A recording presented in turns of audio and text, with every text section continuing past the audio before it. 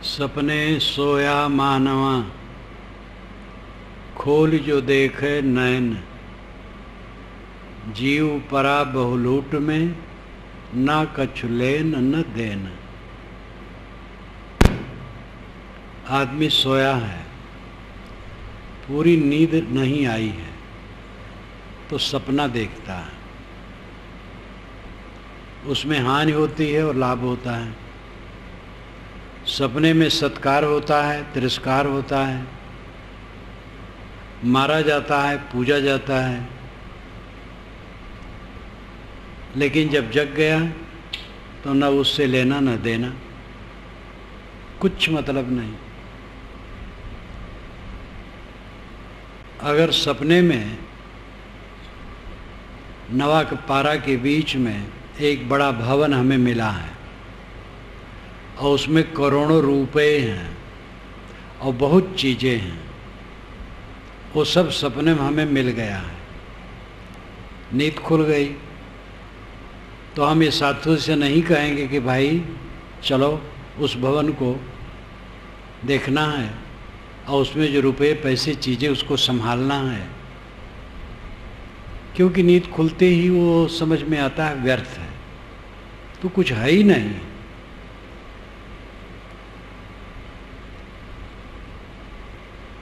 जब ज्ञान हो जाता है तब वैसे ही संसार शरीर व्यर्थ हो जाता है। लगता है यहाँ कुछ है नहीं, और ये केवल लगता नहीं है, वास्तविकता है कि है नहीं। एक उर्दू के कवि ने कहा है नहीं है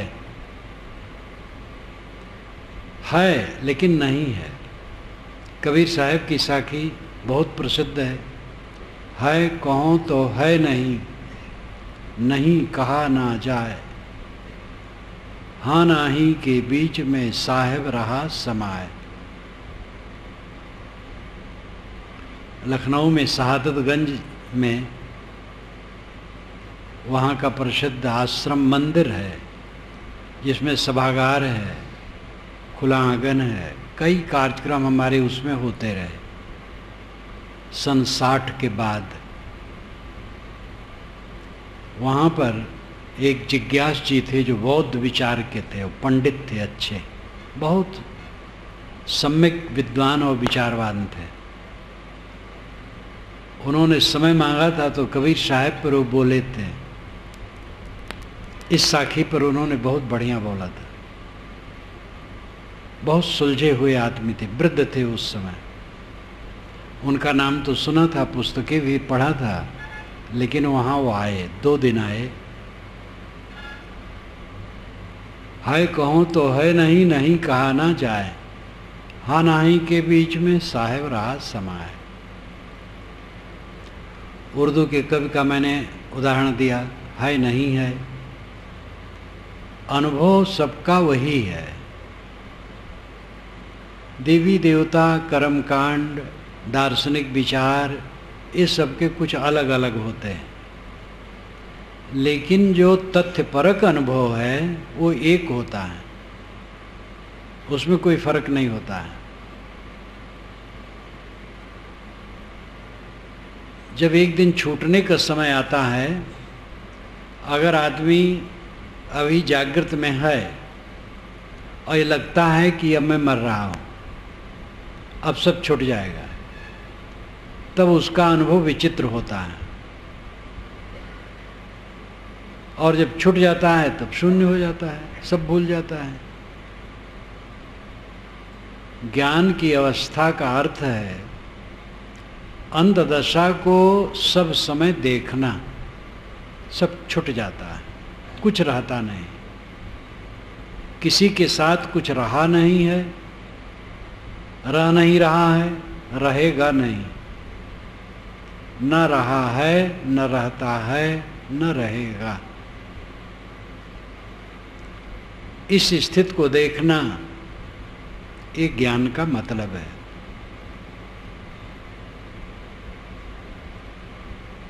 सपने से जाग करके सपने के पदार्थों के संग्रह की चेष्टा नहीं होती, क्योंकि व्यर्थ लगता है। ऐसे ज्ञान उदय होने के बाद व्यवहार तो करना पड़ता है, संग्रह भी करना पड़ता है, उपयोग भी करना पड़ता है, लेकिन मन वैसा नहीं रहता है। ज्ञान हो जाने के बाद भी खाना तो पड़ेगा, कपड़े पहनना पड़ेगा, जिस घर में हो उसी घर में बाहर से आना पड़ेगा, किसी घर में नहीं घुसते बनेगा। एक व्यवस्था होती है जीवन की, वो सब करना पड़ेगा, लेकिन मन वैसे नहीं रहता। समझ में आता है सब क्षणिक है, अब आजकल में खो जाएगा। इस ज्ञान में दृढ़ बनो, सब कुछ के विसर्जन की स्थिति को देखने का अभ्यासी बनो, तभी जीवन में सदाचार आएगा। कल अमितेश जी श्यामाचरण शुक्ल के पुत्र, एक ही तो पुत्र हैं, वो तो बड़ा सज्जन जीव है, सरल हृदय, भक्त हृदय। कहता रहा साहब एक संस्था जिसमें कि हमारा बहुत योगदान है, काफ़ी धन चढ़ रहा है, देवी का है, लेकिन उसमें सब खींच खींच लगा है। मालूम होता मरेंगे नहीं, ये सब यहीं रहेंगे। बहुत बढ़िया बात कहा, कई बार कहा। कुछ लोग ऐसे होते हैं उनको लगता है यहीं रहेंगे, मरेंगे नहीं। साधु शाही भाषा बड़ी अच्छी लगी। आत्मा तो सबका वही है, चाहे कोई राजनेता हो, चाहे व्यवसायी हो, चाहे कलाकार हो, चाहे सर्विसमैन हो, साधु हो, गृहस्थ हो, आत्मा सब वही है। जिसकी दृष्टि जब सही रहेगी तो सही बोलेगा। उनकी बात मुझे बहुत प्यारी लगी और बहुत संवेदना से कहते थे कि साहब कुछ लोग तो ऐसे हैं कि मालूम होता है यहीं रहेंगे, मरेंगे नहीं, और सब अचानक छोड़ के जाना पड़ता है। लब्ध्वाप्चा बहुन लाभान सुखम भुक्त्वा चिरान्नपि रिक्त हस्तश्च नग्नश्च यासाम मुसितो यथा। जीवन में बहुत लाभ किया, लब्ध्वाप्चा बहुल लाभान, बहुत लाभ किया, बहुत बहुत धन मिला, पद मिला, प्रतिष्ठा मिली, जमीन मकान मिले, बड़ी बड़ी अर्चनाएं वंदनाएं मेरी हुई। सुखम भुक्त्वा चिरान्नपि, चिरकाल तक सुख भोगता रहा इंद्रियों का, लेकिन अंत में क्या हुआ? रिक्त हस्तश्च नग्नश्च यासामि मुसितो यथा। रिक्त हस्तश्च खाली हाथ, नग्नश्च नंगा शरीर, जाना हुआ जैसे कोई मुसित हो। मुसितो यथा, मुसित मूसक चुराने वाला, मुसित जिसका सब चुरा लिया गया हो। मूसन चुराना, चूहे का इसीलिए नाम है मूसक, वो चुराता है। खेतों में बालियों को काट काट करके बिल में ले जाके रखता है, घरों से भी चीज़ों को बटोर करके वो अपने बिल में ले जाता है। मूसक है, चुराने वाला। जैसे किसी आदमी का सब कुछ छीन लिया गया हो और नंगा कर दिया गया हो, खदेड़ दिया गया हो, वही दशा अंत में सबकी होने वाली है। जीवन में बहुत लाभ पाया, चिरकाल तक इंद्रियों का सुख भोगा, लेकिन खाली हाथ, नंगे बदन, मुसित की तरह लुटे हुए की स्थिति में यहाँ से चले गए। क्या लाभ हुआ? 10-20 वर्ष इंद्रियों के भोग भोगे तो उसमें फायदा क्या हुआ? और वासनाएं पक्की हुई, तृष्णा बढ़ी, उद्वेग बढ़ा, भवबंधन पुष्ट हुआ, क्या हुआ उसमें फायदा? चीजें मिली, चीज़ों के मिलने पर राग हुआ, मोह हुआ, उसमें विरोध पड़ा तो द्वेष हुआ, तो आत्मा का तो कोई कल्याण नहीं हुआ, अकल्याण हुआ। तो लौकिक ऐश्वर्य जिसमें हम कुशल मानते हैं, साहेब व्यंग करते हैं, कुशले कहत कहत जग बिन से, कुशल काल की फांसी हो। काहे कबीर सारी दुनिया बिन से रहे राम अविनाशी हो। कुशले कहत कहत जग बिन से, कुशल मंगल है, कहते कहते जगत अकुशलता की तरफ जा रहा है। कुशल काल की फांसी है। ये जो लौकिक कुशल मंगल समझते हो, ये काल की फांसी है। कुशल तो है जब मन निर्मल हो, मन में शांति हो, तृप्त हो, भय न हो, तृष्णा न हो, चिंता न हो, उद्वेग न हो, आनंद की पराकाष्ठा में पहुंच जाए, तब पूरा कुशल है। आनंद की पराकाष्ठा, जहां तृष्णा शांत हो जाती है, मन अंतर्मुख हो जाता है, आत्मलीन हो जाता है, दुनिया का भय और तृष्णा शांत हो जाती है, ये आनंद की पराकाष्ठा है। उपनिषद की भाषा में कहें, एक दिन मैंने उदाहरण दिया था कि एक जवान, सुंदर जवान है जिसके सभी अंग हिष्ट पुष्ट है और होनहार है, आशावान है। उसके 100 वर्ष जीने वाले पुत्र हैं जो 100 वर्ष जिएंगे, धन धान संपन्न, सारी पृथ्वी उसी के लिए है। तो एक मानुष आनंद है उसका। ऐसे 100 मानुष आनंद इकट्ठा करो तो एक पितर आनंद होता है। ऐसे 100 पितर आनंद इकट्ठा करो तो एक गंधर्व आनंद होता है। ऐसे 100 गंधर्व आनंद इकट्ठा करो तो एक देव आनंद होता है। ऐसे 100 देव आनंद इकट्ठा करो तो एक इंद्र आनंद होता है। ऐसे 100 इंद्र आनंद इकट्ठा करो तो एक प्रजापति आनंद होता है। ऐसे 100 प्रजापति आनंद इकट्ठा करो तो एक ब्रह्मा का आनंद होता है। लेकिन ये सब एक किनारे रख दो।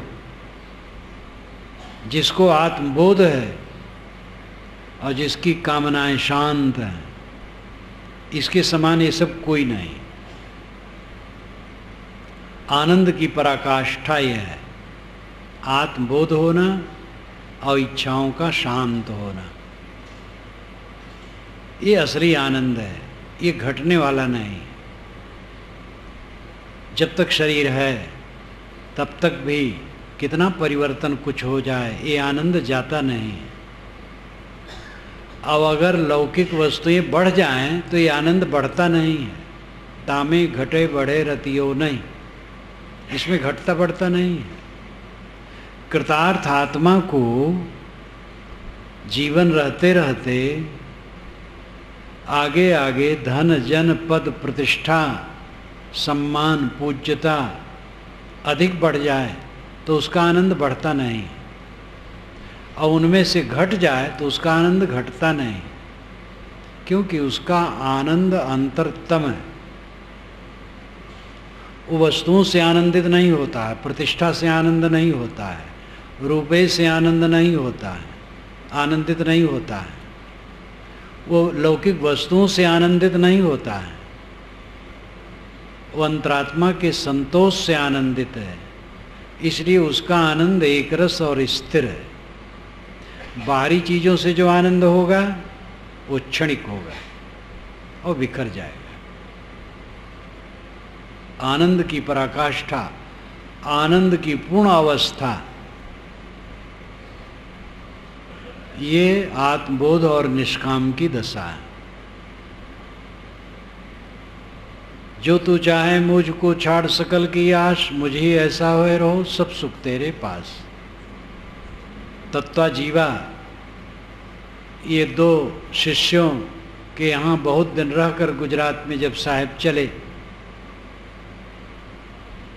तो उन दोनों ने पैर पकड़ लिए जहाँ कबीर बड़ आज खड़ा हुआ है नर्मदा के तट पर। वो तत्वा जीवा की जगह है, भड़ौत जिले में पड़ता है। दोनों ने कहा महाराज आप हमारे यहाँ रहिए, हम जीवन भर आपकी सेवा करेंगे, हम आपको चाहते हैं। तो साहब ने कहा जो तू चाहे मुझको छाड़ सकल की आश, मुझ ही ऐसा हुए रहो सब सुख तेरे पास। अगर तुम मुझे चाहते हो तो सबकी आशा छोड़ दो, और जैसे मैं निष्काम हूँ वैसे तुम लोग भी निष्काम हो जाओ, बस सब सुख तेरे पास, सब सुख तुम्हारे पास है। तत्वा जीवा ने कहा महाराज आप चले जाएंगे काशी, हम लोग रहेंगे यहाँ समुद्र के किनारे, कैसे हमारा कल्याण होगा। साहब ने कहा जो गुरु बसें बनारसी, शिष्य समुंदर तीर, बिसराए बिसरे नहीं जो गुण होए शरीर। गुरु काशी में बसते हैं और शिष्य समुद्र के पास है। भड़ौच समुद्र का किनारा का क्षेत्र है, लेकिन अगर शिष्य के हृदय में गुरु का उपदेश जम गया है तो भूलेगा नहीं। कितने शिष्य होते हैं जो गुरु के साथ रहते हैं, कितने शिष्य होते हैं जो दूर भी रहते हैं, जो साथ रहते हैं उनमें भी दूर नज़दीक होते रहते हैं। लेकिन गुरु के पास वही असली है जो गुरु के विचारों को लेकर अपने जीवन को शोधता हो। जो शोधता न हो तो बिल्कुल साथ रहते रहते भी उतना लाभ नहीं ले पाता है। और अगर गुरु के विचारों के अनुसार अपने को शोधता है तो दूर रह करके वो निकट रहता है। तो जीवन को समझने की चेष्टा करो, ये जीवन क्या है, आपको मिला है, कब तक है, और इसका फल क्या है।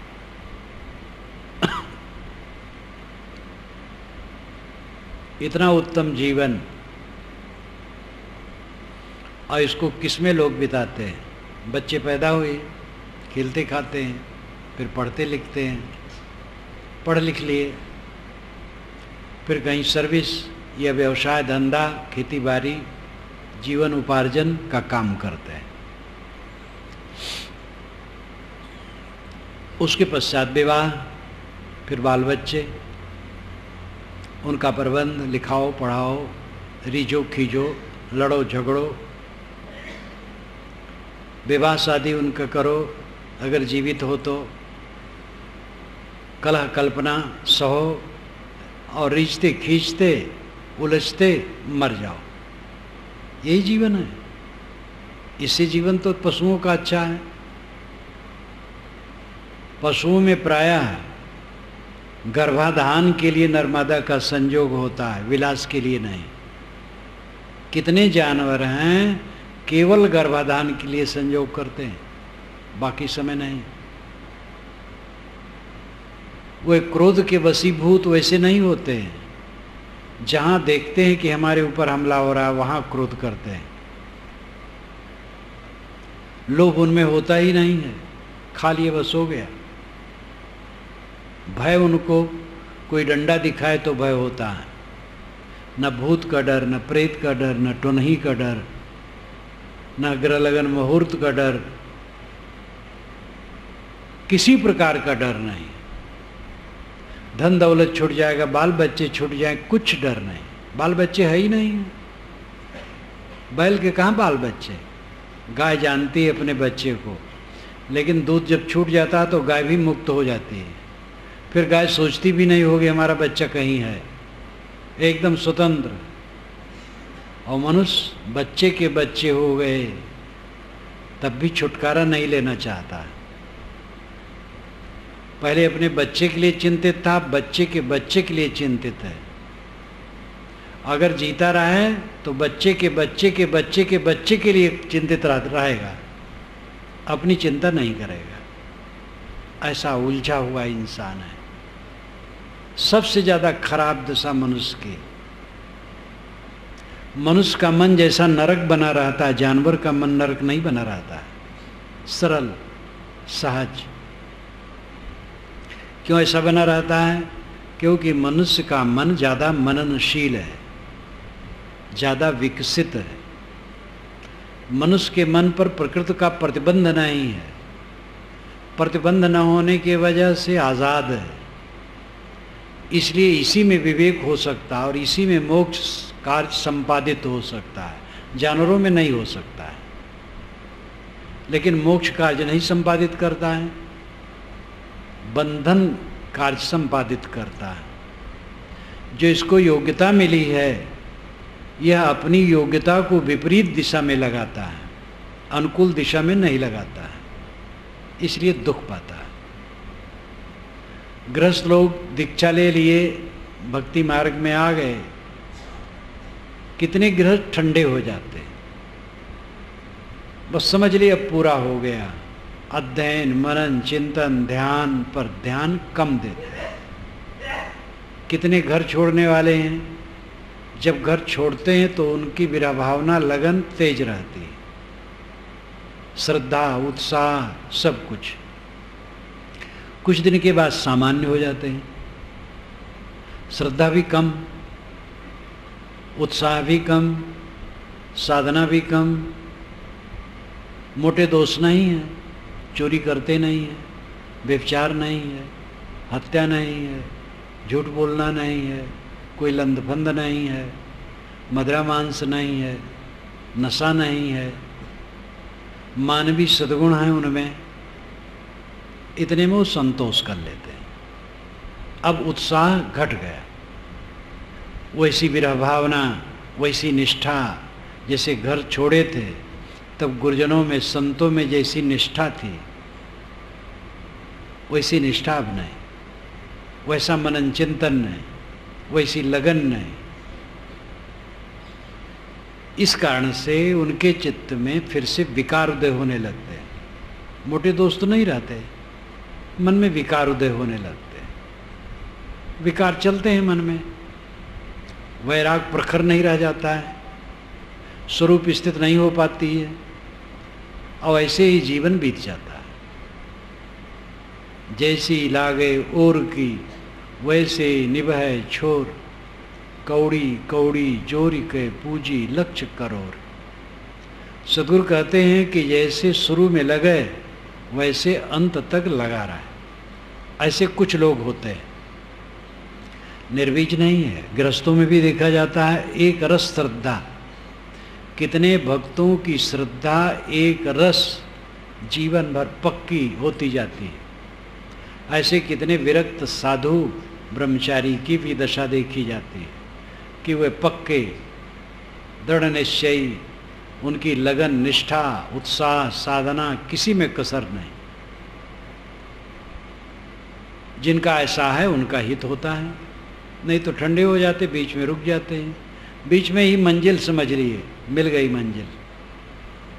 साधु मार्ग में तो ज़्यादा यह है कि साधु वेश हो गया, अब एक ही काम बाकी है, पूजे लोग हमें, हमारी पूजा कर लें, आरती कर लें, चरणोदक ले लें, महाप्रसाद ले लें। कितने गुरु तो अपना चरणोदक महाप्रसाद देने के लिए व्याकुल रहते हैं, और हमारी आरती नहीं हुई, तुम लोग कौन भगत हो? और भूल गए किस लिए घर छोड़े थे। आरती कराने के लिए घर छोड़े हैं? ये तो आरती करने वाले करते हैं। जिसकी आरती हो, आरती में खुश ना हो, स्वयं आरती करे तो प्रसन्नता है, ठीक है, लेकिन आरती हमारी हो रही तो उसमें हम खुश ना हो, तो वेश धरने के बाद अर्थ हो जाता है कि पूजा प्रतिष्ठा हो, यही वेश का फल है। ये सब भटकाव है। जीवन आपका क्या है, मिला इसका फल क्या है? क्या यही है कि साधु मोटे दोस्त छूट गए और अब खाएं पिएं और ठंडे रहें, आगे मंजिल को छोड़ करके बीच में रुक जाएं? यह गृहस्थी में है तो खाए पिए बाल बच्चे पाले पोसे, लड़े झगड़े, मर गए, यही जीवन का फल है? जीवन का फल ये नहीं। जीवन का फल है जीवन को समझो, जीवन को शोधो। जीव और देह के संयोग को जीवन कहते हैं। देह मिट्टी का लौंदा है, जीव चेतन है, आत्मा है, अमर है। ये दोनों का संयोग जीवन है। आत्मा को जीवन नहीं कहा जाता है, देह को जीवन नहीं कहा जाता है, दोनों के संयोग को जीवन कहा जाता है। और ये जीवन आत्मशोधन के लिए मिला है, अथवा आत्मशोधन कर लेना जीवन की सफलता है। अपने को शोध लेना और शोध के निकाल लेना। जैसे इमली की छीमी से बीज निकाल लिया जाता है, चियाँ, अवध क्षेत्र में उसको चियाँ कहते हैं। मूंज में से सींक निकाल लिया जाता है। इधर मूंज घास दिखाई नहीं देती। मूंज उत्तर प्रदेश में बहुत होती है, 10-10, 12-12 फीट, 15-15 फीट ऊंचा उसका पौधा, बड़ी बड़ी पत्तियां, बीच में सीक स्टिक होती है। ऊपर पकड़ लो और जरा सा इशारा करो, साफ निकल जाती है। इसका उदाहरण उपनिषद में दिया गया।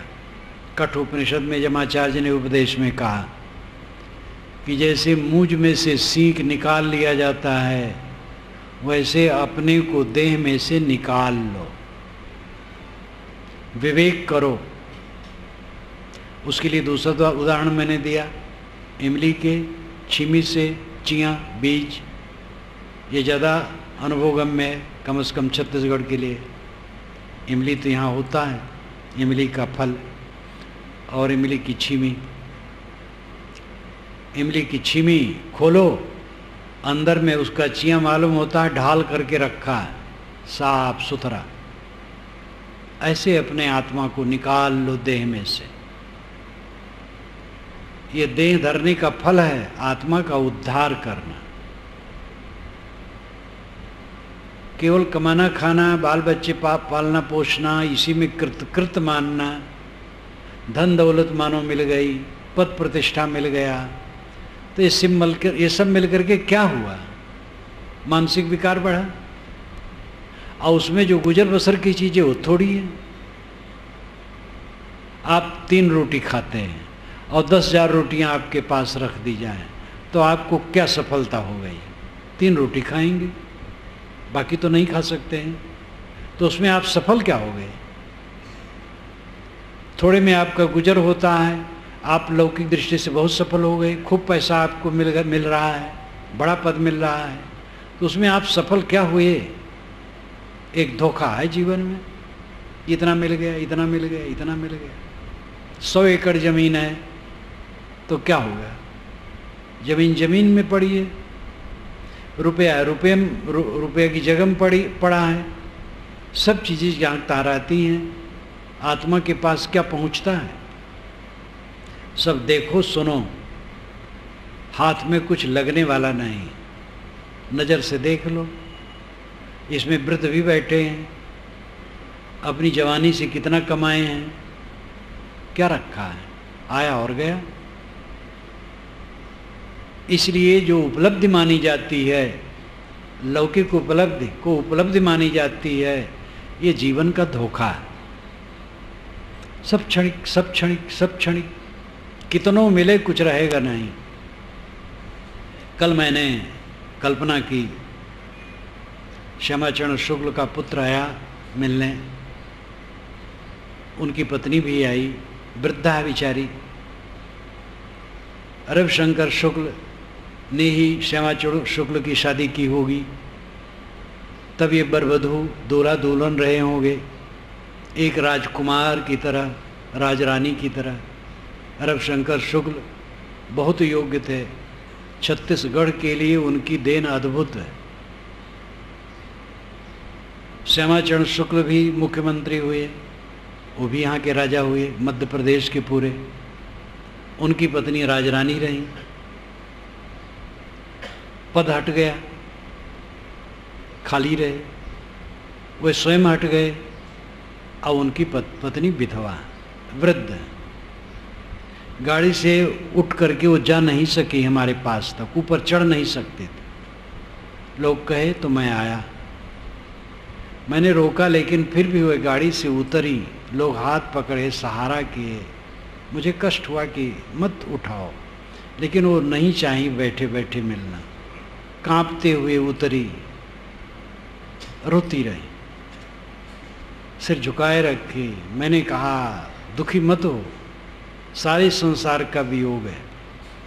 कैसा जमाना, एक दिन बरबधू के रूप में, एक राजकुमार रानी के रूप में, और फिर बदलते बदलते कितना हुआ, अब आज कैसी स्थिति है। सबके जीवन में ऐसे है, बस आकार प्रकार का अंतर है। जो आदमी उछलता कूदता है, एक दिन ऐसा भी आता है करवट नहीं बदल पाता है, तो लोग दूसरे करवट उसको बदलते हैं। कहते गामा पहलवान जो 2 कारों को एक साथ रोक देता था, वह ऐसा हो गया था कि अपना हाथ नहीं उठा पाता था। अंत में सब कुछ यहाँ का नश्वर है, सारी उपलब्धियाँ एक धोखा है। मिल रहा है एक धोखा है। क्या मिल रहा है? कुछ नहीं मिल रहा। जो मिल रहा है उसमें हम अपने आप को धोखा दे रहे हैं, उसमें उलझ उलझ करके, मोह बैर करके कष्ट भोग रहे हैं। इन सब उपलब्धियों में तटस्थ होके रहें, सावधान होके रहें, जागरूक होके रहें, अपने जीव के कल्याण का काम करें, अपने को छुड़ाएं सबसे। दुनिया के हर शोक में डूबे ना। रोज आप लोग अकेले में बैठो, समय निकालो। ध्यान शिविर जो लगवाया जाता है इसीलिए कि आप लोग प्रैक्टिस करो बैठने का, ध्यान करने का।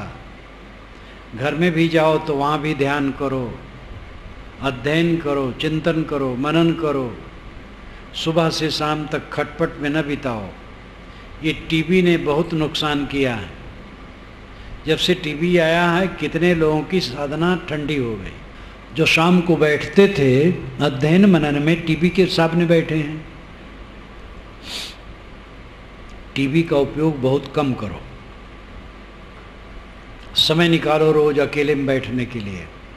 अकेले में जब तक नहीं बैठोगे, आत्मचिंतन नहीं करोगे, सदग्रंथों का स्वाध्याय नहीं करोगे, ध्यान नहीं करोगे, अपने गुणदोषों की परख नहीं करोगे, तब तक आध्यात्मिक उन्नति नहीं होगी। आध्यात्मिक उन्नति का अर्थ क्या है? काम वासना की लोलुपता घटे, क्रोध का उद्वेग घट जाए, तृष्णा, चिंता, मानसिक पीड़ा घट जाए, प्रतिक्रिया की भावना, तनिक तनिक बात में प्रतिक्रिया, ये घट जाए। अपने मन के प्रतिकूल देख करके मन क्षुब्ध न हो। कम क्षुब्ध हो तो समझो उन्नति हो रही है। बिल्कुल क्षुब्ध न होना पूरी स्थिति है। ये सब अकेले में बैठ करके देखो कि क्या क्या कमाई हो रही है। बाहर की कमाई तो ठीक है, आपका धन बढ़ा, पैसा बढ़ा, लेकिन अंदर की कमाई कितनी बढ़ी? अंदर में तो कमाई बढ़ी नहीं, घाटा हुआ। बचपना में सरलता थी, जवानी में सरलता नहीं रह गई, जवानी में कुटिलता आ गई।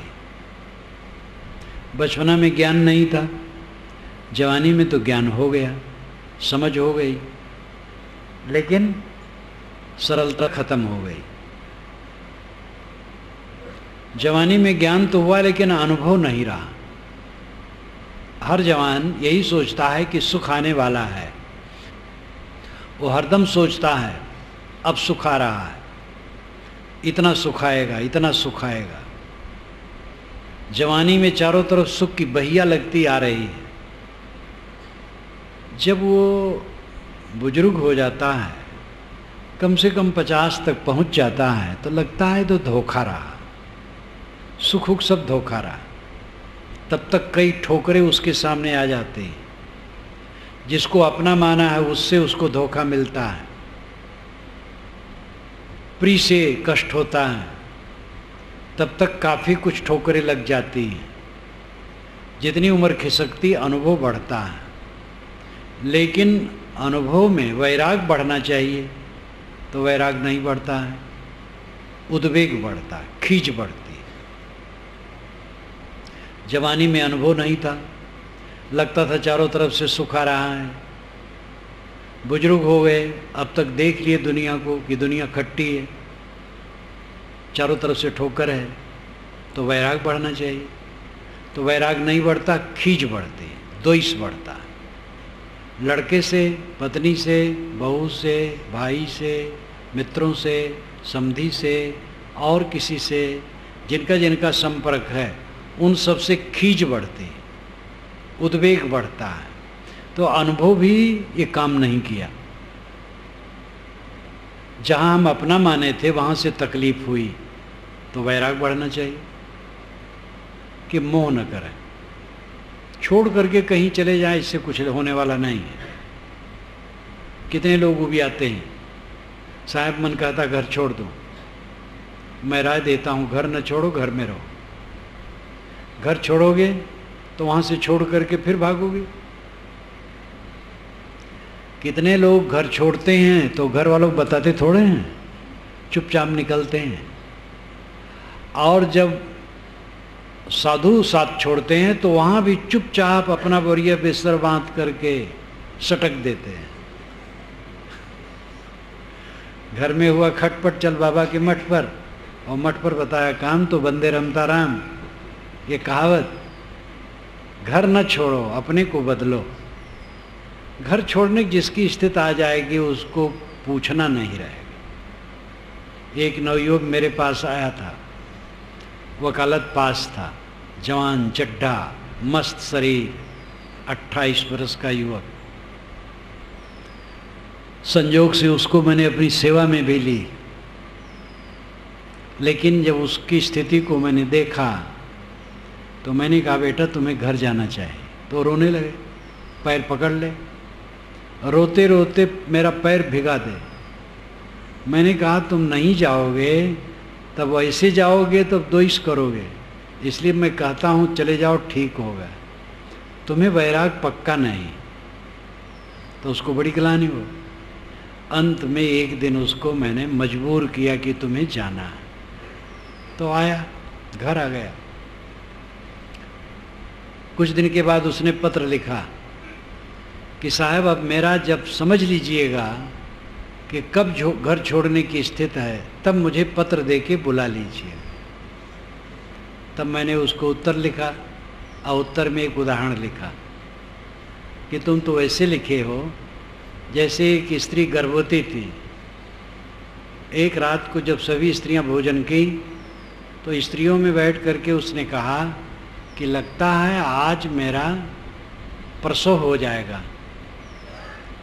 तो जब प्रसव होने को होगा, बच्चा पैदा होने का, आप लोग मुझे जगह दीजिएगा।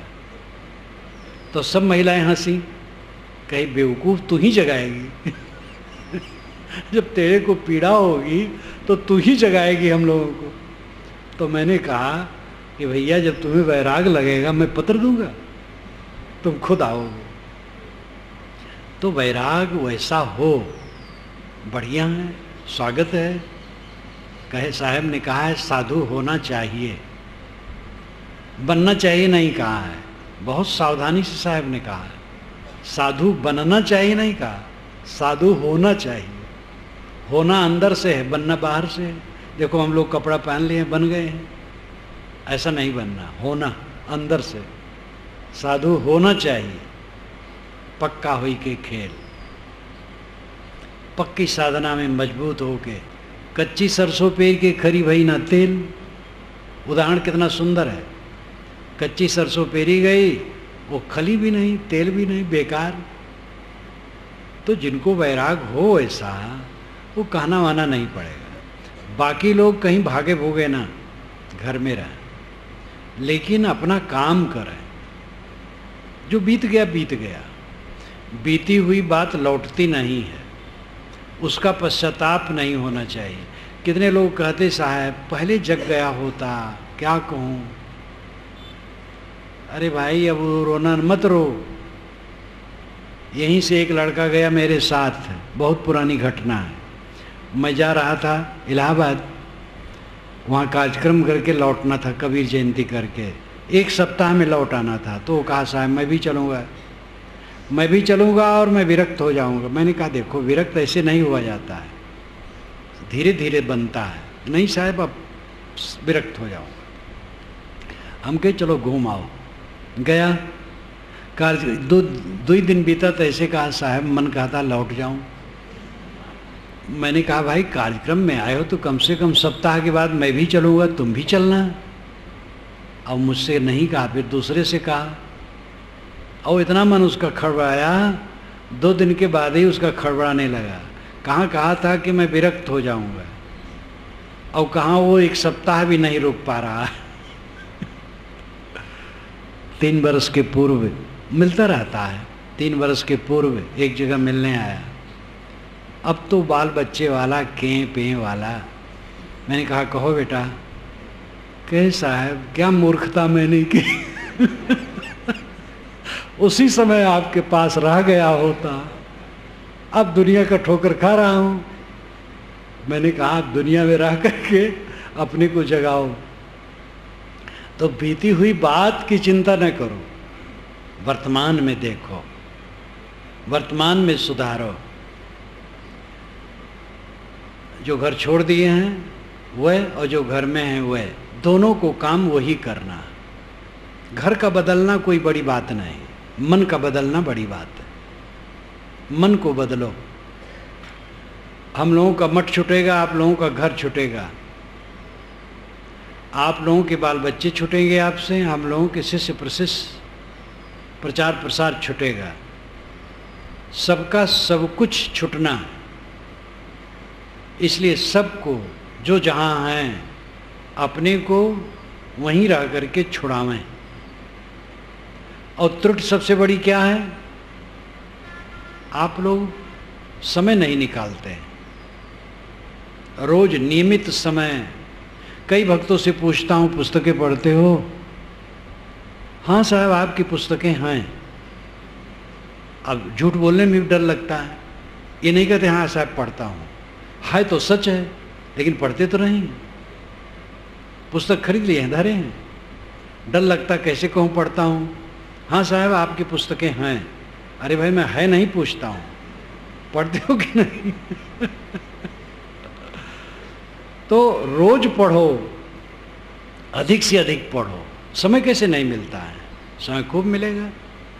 छोटा सा जीवन, कबीर साहब के बोध के बाद, विचारों के बाद छोटा सा समय मेरा घर में था।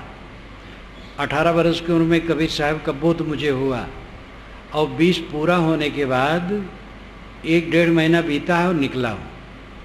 3 वर्ष कुल कबीर साहब के पारक बोध होने के बाद मैं घर में रहा हूँ। और उसमें मैं जहाँ रहा हूँ अपनी जिम्मेदारी में ढीला नहीं रहा हूँ, चुस्त दुरुस्त। लेकिन इतना समय निकालता था, चांदनी में मोटे अक्षरों की पुस्तकों को मैं लेटे लेटे पढ़ता था। बिजली तो जमाना नहीं था, थका हूँ तो लेट गया। मोटे अक्षरों की पुस्तक भवयान छप करके गई थी, मूल भवयान पुस्तक।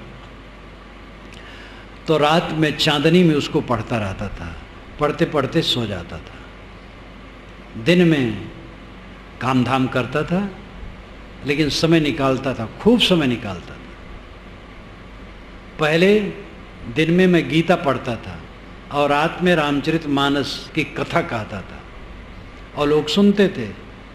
ये 18 वर्ष की उम्र के पहले की बात है। लगन उस समय भी वैसे थी। और कबीर साहब का बोध मिला तो ये सब बोध के ग्रंथों का मनन चिंतन होने लगा, और पूरा समय निकाला। आज ही देख लो, देश विदेश के लोग मुझसे कहते हैं आप लिखते कब हैं? डेविड लॉरेंजन मैक्सिको से 4 बार, वो तो कई बार भारत आए लेकिन 4 बार मुझसे मिले इलाहाबाद में। उन्होंने कहा कि जब मैं भारत आता हूँ तब सुनता हूँ कार्यक्रम में है, आप लिखते कब हैं? ये सबको आश्चर्य होता है, लिखते कब हैं? और वैसे मैं सहज जीवन जीता हूँ, सबके साथ रहता हूँ, आप लोगों से मिलता हूँ, प्रवचन में बैठता हूँ, यात्रा करता हूँ, सब कुछ करता हूँ, ध्यान समाधि करता हूँ, एकांत सेवन करता हूँ, लिखता भी हूँ। समय कैसे नहीं? किसके पास समय नहीं? समय का मूल्य आप समझते नहीं, और जब तक स्वयं पर डटेंगे नहीं काम नहीं होगा। किसी बात, किसानी है, किसानी में जो डटेगा नहीं, माटी गोबर से डराएगा, कीचड़ कांटे से डराएगा, वो खेती कर पाएगा? सर्विस में उन्नत वही कर सकता है जो चुस्त दुरुस्त टाइम से ऑफिस में जाएगा या अपने कार्य क्षेत्र में जाएगा और जम के काम करेगा, तो उसकी उन्नति होगी, अधिकारी लोग उसकी प्रशंसा करेंगे, उसकी पदोन्नति होगी, अंदर में उसको संतोष होगा। कला में लगा तो जिस कला में लगा समर्पित हो गया। बिना समर्पण के कुछ होता नहीं है। आधा समर्पण नहीं होता है, पूरा समर्पण होता है। आप लोगों से मेरी ये सख्त शिकायत है कि आप लोग समय नहीं निकालते, अध्ययन ध्यान चिंतन मनन का समय नहीं निकालते, इसलिए आध्यात्मिक उन्नति अपेक्षित नहीं होती। निकालें करें, कैसे नहीं होगी? अन्य कामों में तो परिश्रम करते हुए भी विफलता के चांस रहते हैं। खेती की, जम करके सब काम किया, कीड़े खा गए, या अंतिम में पानी नहीं बरसा, नहर नहीं है तो सूख गया। कितने गृहस्थ हैं, पति पत्नी दोनों स्वस्थ हैं, जीवन में बच्चा नहीं होता है। राजनीति में बेचारे कितने लगे, लेकिन वो विधायक तक नहीं हो पाते, मंत्री होना दूर है। तो हर जगह है, लौकिक क्षेत्र में सफलता गारंटेड नहीं है, लेकिन आध्यात्मिक क्षेत्र में बिल्कुल पक्की बात है, क्योंकि यहाँ छोड़ना है और वहाँ पकड़ना है। पकड़ने में हम परतंत्र हैं, छोड़ने में स्वतंत्र हैं। हमें ये चीज़ चाहिए और वो चीज़ नहीं मिलेगी तो हम क्या करेंगे? हमें चाहिए ही नहीं, तब क्या परेशानी है? इसलिए कल्याण के काम में विवशता नहीं है, स्वतंत्रता है। व्यवहार के काल में व्यवस्था भी, व्यवहार के काम में व्यवस्था भी होती है। व्यवहार का काम भी आदमी करता, सफल उसमें भी होता है। हर जगह जम के लगने की जरूरत है। जीवन में सबसे बड़ा काम यह है, एक डॉक्टर है, ठीक से परिश्रम उसमें करता है, गुजर बसर होगा, उसे वकालत करने की आवश्यकता नहीं है, कर भी नहीं पाएगा। एक वकील है, उसको डॉक्टरी करने की आवश्यकता नहीं। एक किसान है, अगर जम करके उसमें लगा है, उसको दुकान की ज़रूरत नहीं। और दुकानदार है, ठीक से लगा है, तो और काम की ज़रूरत नहीं है। ऐसे अन्य अन्य, लेकिन सबको अध्यात्म की आवश्यकता है। किसान, व्यवसायी, वकील, डॉक्टर, कलाकार, राजनेता, सबको जरूरी है अध्यात्म की उन्नति करना। क्योंकि जीवन की जितनी सरणियाँ हैं, जितने गुजर बसर के पथ हैं, सब वे गुजर बसर तक ही हमें साधन दे सकते हैं, आत्मा की उन्नति नहीं कर सकते। आत्मा की उन्नति क्रोध, काम, लोभ, मोह घटना, उद्वेग, अशांत, पीड़ा घटना, मन की परेशानी घटना, मन का सरल पवित्र आनंदमय होना। अभी अभी एक भक्त मिला, यहाँ बैठा भी होगा, काफ़ी तकलीफ में वो रहा करता था। मैंने पूछा आनंदित हो? हाँ साहब, अब बहुत आनंदित है। मैंने कहा अब ऐसे अपने को रखना, कहीं उलझना नहीं। मुझे भी बहुत सुख हुआ उसके आनंद से। वर्षों से बेचारा काफ़ी उलझा था, काफ़ी वो संतुष्ट है। अब कहीं उलझाना नहीं अपने को, हम उलझा लेते, समझ नहीं पाते। जीवन की सफलता है मन की शांत, बिस्तर पर गए कोई तनाव नहीं, नींद आ गई, नींद खुली, कोई खटक नहीं है, किसी के लिए बैर नहीं, मोह नहीं, क्लेश नहीं, पीड़ा नहीं, हानि लाभ के उद्वेग नहीं। दिन भर अपना काम करते हैं, व्यवहार का काम करते हैं, भजन पूजन साधन का काम करते हैं, दिन भर आनंद से हैं, फिर रात में सोए और सो गए।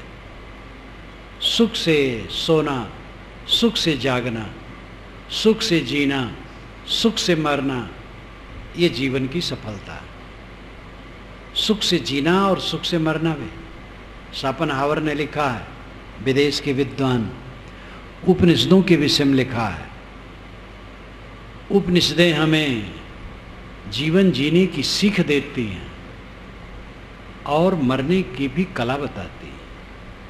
उपनिषदों का मनन चिंतन कोई करे तो सुख से जिएगा और सुख से मरेगा। उपनिषद अध्यात्म के ज्ञान, आत्मा के ज्ञान और साधना का विषय। आध्यात्मिक साधना की बातें अगर जीवन में प्रयुक्त होती हैं, उनका उपयोग होता है, तो जीवन सुखमय होगा और मृत्यु भी सुखमय होगी। ऐसी तैयारी करनी चाहिए कि मरते समय ये न लगे कुछ छूट रहा है, और मरना पक्का है, कोई बच नहीं सकता है। मरने का नाम लेना लोग नहीं चाहते हैं, नाम न लो, ये अपशकुन है। जन्म का नाम लो, विवाह का नाम लो। जन्म दिवस आजकल ज़्यादा मनाया जा रहा है, पहले तो कहाँ मनाया जाता था, किसी बड़े पुरुष का लोग मनाते थे। अब जन्म दिवस खूब मनाया जा रहा है, और विवाह दिवस भी धनियों में शुरू हो गया। सामान्य में तो अभी नहीं है, करोड़पतियों में शुरू हो गया विवाह दिवस। बूढ़े बूढ़े विवाह दिवस मनाते हैं, तो उस दिन बड़े नाज नखरे से श्रृंगार करते हैं। 85 वर्ष का बुढ़वा विवाह दिवस मना रहा था, तो लोग आड़े आड़े कहें ये मूर्खता दिवस मना रहा है। विवाह दिवस को भूलना चाहिए कि याद करना चाहिए? मृत्यु दिवस की याद करने की जरूरत है। मृत्यु के दिन जीवन भर का रिजल्ट सामने आएगा, और जो करेंगे वही तो आएगा।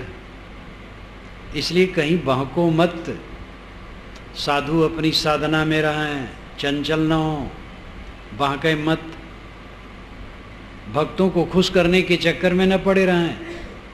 कितने साधु हैं भक्तों को खुश करने के चक्कर में पड़े, वो भक्त उससे खुश नहीं होते हैं। अपने कायदे से रहो, रहनी से रहो, भक्त अपने आप खुश होंगे।